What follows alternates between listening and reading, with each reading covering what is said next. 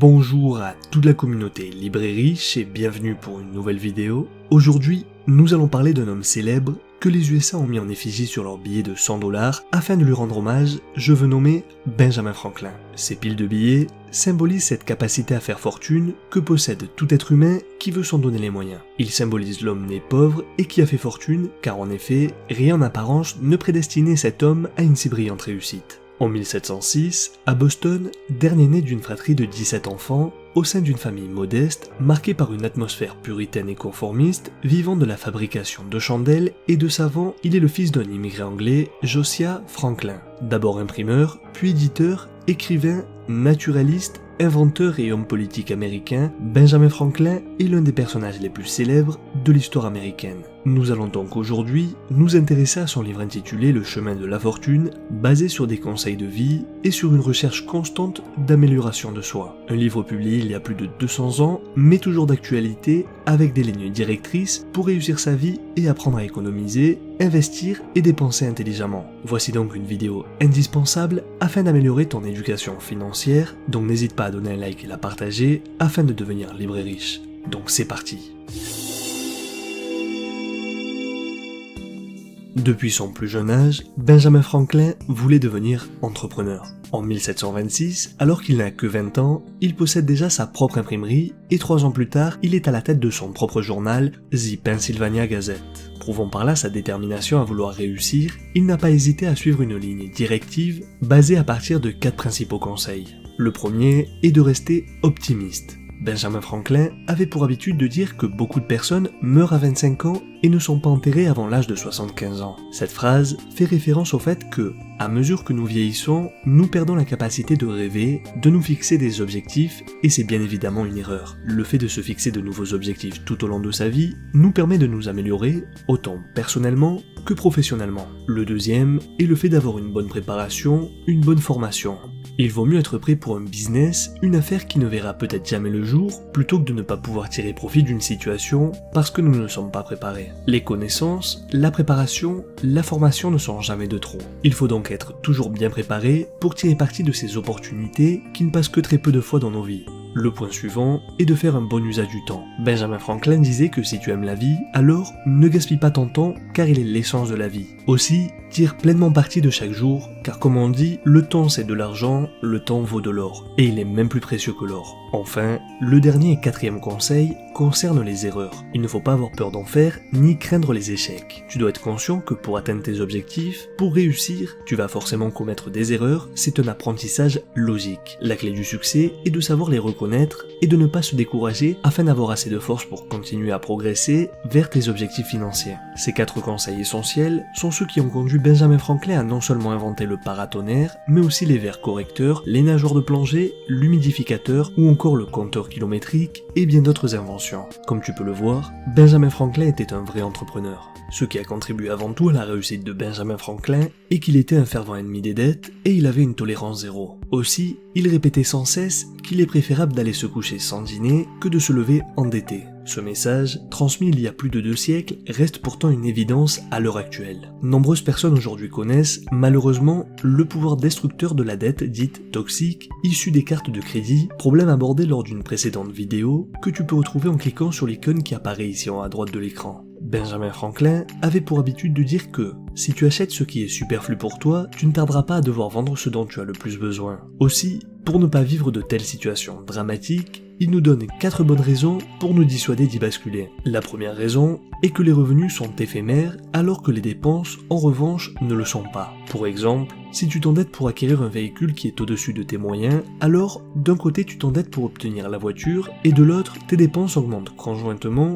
puisque tu vas devoir payer les taxes, le carburant, l'assurance, les éventuelles réparations du véhicule, etc. Comme tu peux le voir, il est pernicieux dans ce cas, mais aussi et surtout de devoir augmenter drastiquement ses dépenses.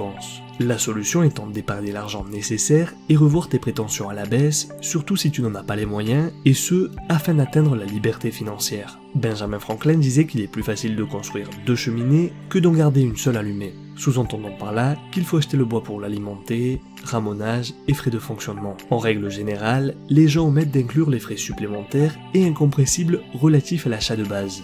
Deuxièmement, les dettes peuvent rendre très malheureux. Chaque individu dans notre société se trouve pris dans un réseau d'influence qui met sur son chemin des tentations auxquelles il est difficile de résister. Les surendettés vivent généralement l'épreuve du surendettement dans la solitude, l'angoisse, la culpabilité, la honte et le plus souvent qu'autrement, une dépression psychologique. Toutes ces émotions engendrent un niveau de stress qui empêche ces individus de voir une issue positive à leurs problèmes. Par exemple, ceux qui s'endettent pour partir en voyage partent pour un temps déterminé, profitent de leurs vacances, sauf qu'une fois de retour dans la vie quotidienne, ils doivent rembourser le prêt tous les mois pendant 1 an ou 2 ans. Cela en vaut-il vraiment la peine ? La solution aurait été d'épargner tout au long de l'année pour ne pas avoir à faire un crédit. La troisième raison est que parfois les dettes t'enchaînent à une tierce personne et te maintiennent prisonnier. En effet, une dette importante peut conditionner ta situation personnelle, financière, professionnelle, voire même sentimentale pour le reste de ta vie. En effet, si ton budget est amputé tous les mois par de gros prêts,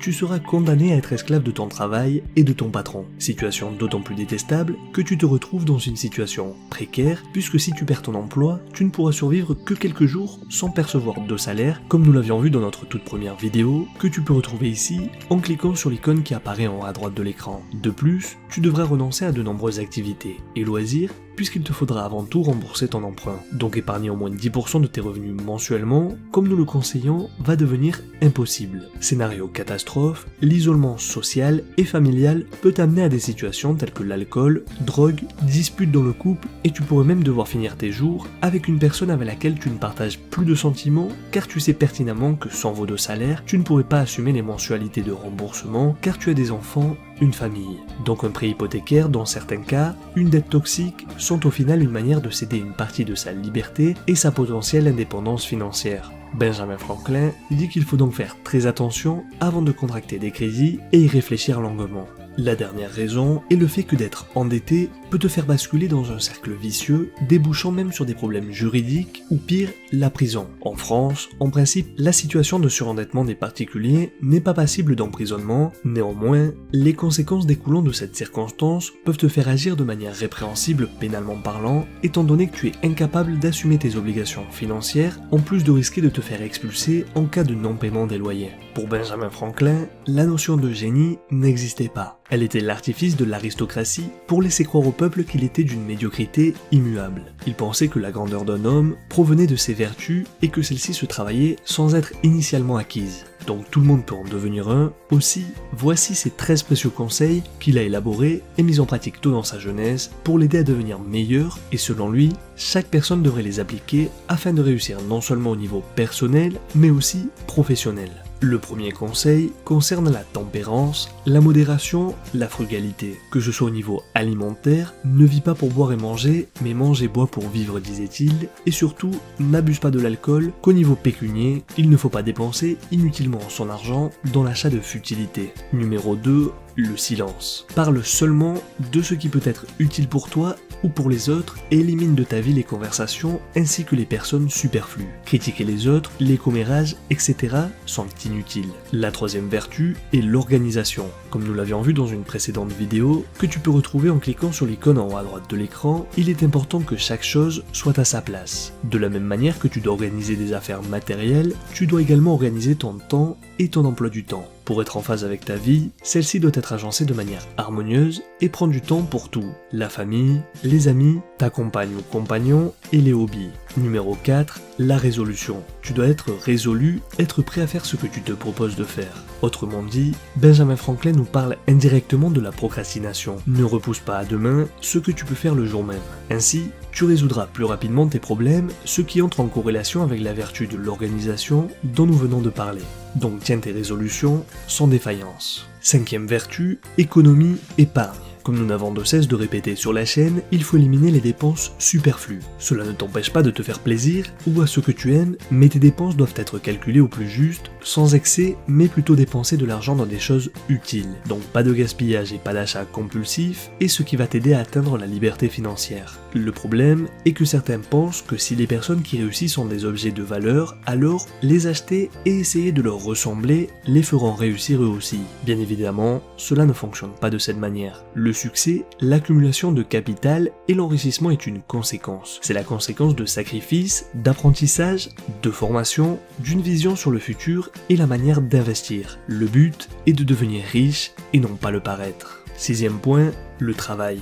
Ne perds jamais ton temps. Tu dois constamment être occupé avec des choses utiles. Reste constamment actif. D'ailleurs, d'après la maxime, l'oisiveté est mère de tous les vices. Celui qui est oisif peut être exposé à toutes sortes de tentations et avoir le temps d'y céder. Numéro 7, la sincérité. Tu dois penser avec simplicité et sincérité et parle avec ton cœur. Pour Benjamin Franklin, il s'agit fondamentalement d'être cohérent avec ce que tu dis et fais. Ne trompe jamais personne, que tes pensées soient pures et justes, que tes paroles s'accordent avec ton esprit. Huitième vertu, la justice. Ne fais de mal ni de tort à qui que ce soit. Et n'omets pas de faire le bien, c'est ton devoir. La neuvième qualité est la modération émotionnelle. Évite la colère, évite le ressentiment, les insultes et essaye de rester calme. Sois modéré et évite l'excès en tout. Plus ta rancune semble justifiée, plus tu dois la freiner. Pardonne les injures. En numéro 10, la propreté. Ne tolère aucune négligence pour ton corps, pour tes vêtements et pour ta maison. De la même manière, il est relativement simple d'être propre sur soi et bien habillé, et d'après la citation extraite de la 10e satire de Juvénal, mens sana in corpore sano, d'avoir un esprit sain dans un corps sain. Donc tu ne dois pas négliger également ton esprit, et pour ce faire, lis des livres instructifs qui t'apportent des connaissances, du savoir. En 11e position, la tranquillité. Ne t'attarde pas à des vétilles, à des incidents courants ou inévitables. Reste zen même dans des situations où tu as tendance à t'énerver facilement. Si quelqu'un fait un commentaire ou une remarque à ton sujet, ne te formalise pas, mais vois plutôt les critiques comme une remise en question, un élément moteur dans l'amélioration de ta personne. La méditation peut t'aider et t'apprendre ainsi à relativiser les problèmes de la vie quotidienne qui en fait n'en sont pas. 12e, la chasteté. N'est de rapport que pour ton équilibre psychologique. Évite la faiblesse, refuse de porter atteinte à ta paix intérieure, à ta réputation ou à celle d'autrui, et une règle de conduite irréprochable. Cette 12e vertu est à mettre en relation avec l'époque de Benjamin Franklin, qui n'est pas la même que notre société hypersexualisée. En fait, à notre époque, cela revient à dire qu'il ne faut pas être dépendant du sexe, au point où il guide nos actions, nous fait faire des choses que nous allons regretter, et aussi où nous passons trop de temps consacré à cela. Enfin, l'humilité. Sois humble en toute situation. Que tu aies gagné une course, gagné au loto, réussi un examen difficile, écrit un livre, ne te laisse pas entraîner par l'orgueil. La grandeur d'un homme se mesure à son humilité. Les hommes les plus grands et les plus respectés de ce monde sont aussi les plus humbles. Évite l'arrogance et de penser avoir toujours raison. Respecte autrui. Évidemment, même un homme de cette envergure n'arrivait pas à suivre toutes ces vertus au quotidien. Il était conscient et il l'avouait sans gêne, mais il les avait toujours en mémoire. À moins d'être moine Shaolin accompli, il demeure très difficile de respecter la totalité de ces 13 tempérances tout au long de sa vie.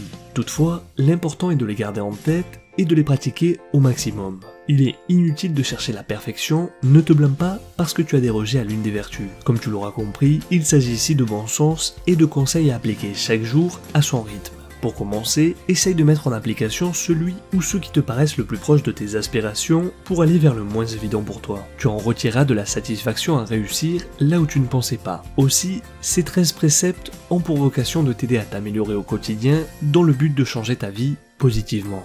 Voilà. C'est tout pour aujourd'hui, j'espère que cette vidéo t'a plu, n'hésite pas à me dire dans les commentaires si tu souhaites ajouter quelque chose, si tu as besoin de plus amples explications concernant le thème, ou si tu veux nous raconter ton expérience. Sache que je lis tous les commentaires, et je me ferai un plaisir d'y répondre. N'hésite pas à donner un j'aime, et t'abonner à la chaîne si ce n'est pas encore fait, et surtout, très important, active la cloche pour être le premier informé lorsqu'une nouvelle vidéo est publiée. Souviens-toi que l'on reste en contact sur Facebook et Instagram, je te dis à très vite pour une nouvelle vidéo, et rappelle-toi que la différence entre ce que tu es et ce que tu veux être réside dans ce que tu fais. Deviens libre et riche.